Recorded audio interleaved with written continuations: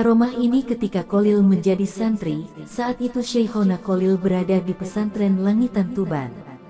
Seperti biasanya Kholil selalu berjamaah, yang merupakan keharusan para santri.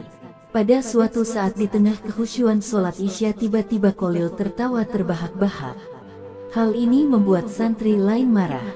Demikian juga dengan Kiai Muhammad Nur yang menjadi imam saat itu. Seusai sholat berjamaah Syekhona Kholil dipanggil ke rumah Kiai untuk diinterogasi. Dengan berkerut kening Kiai bertanya, "Kholil, kenapa waktu sholat tadi kamu tertawa terbahak-bahak? Lupakah kamu bahwa hal itu mengganggu kekhusyuan sholat?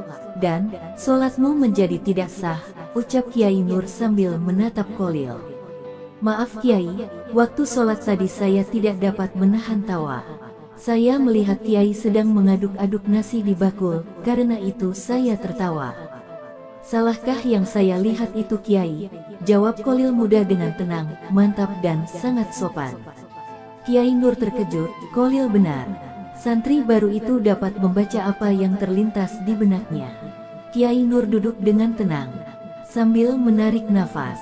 Sementara matanya menerawang lurus ke depan, lalu serta-merta berbicara kepada Syekhona Kholil. "Kau benar anakku, saat mengimami sholat tadi perut saya memang sudah sangat lapar. Yang terbayang dalam pikiran saya memang hanya nasi," ucap Kiai Nur secara jujur. Maka sejak kejadian itu karomah Syekhona Kholil menjadi buah bibir, tidak saja di lingkungan pesantren Langitan, tetapi juga di sekitarnya. Karena itu, kelak setiap kiai yang akan ditimba ilmunya oleh Syekhona Kholil para kiai selalu mengistimewakannya. Tak ada maksud Syekhona Kholil meremehkan sang guru.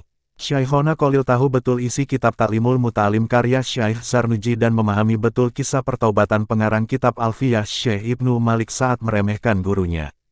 Seorang Syekhona Kholil hanya memaparkan fakta. Sekali lagi hanya memaparkan fakta. Perjalanan takdir bukan karena Syekhona Kholil. Tapi, Syekhona Kholil hanya perantara kehendak Allah. Hanya sekedar mediator. Di balik peristiwa itu ada sesuatu yang dalam. Allah bermaksud menyempurnakan iman sang guru. Hanya itu, tidak lebih. Semoga bermanfaat. Tonton terus videonya. Ikuti terus channelnya. Subscribe, like, dan tekan loncengnya.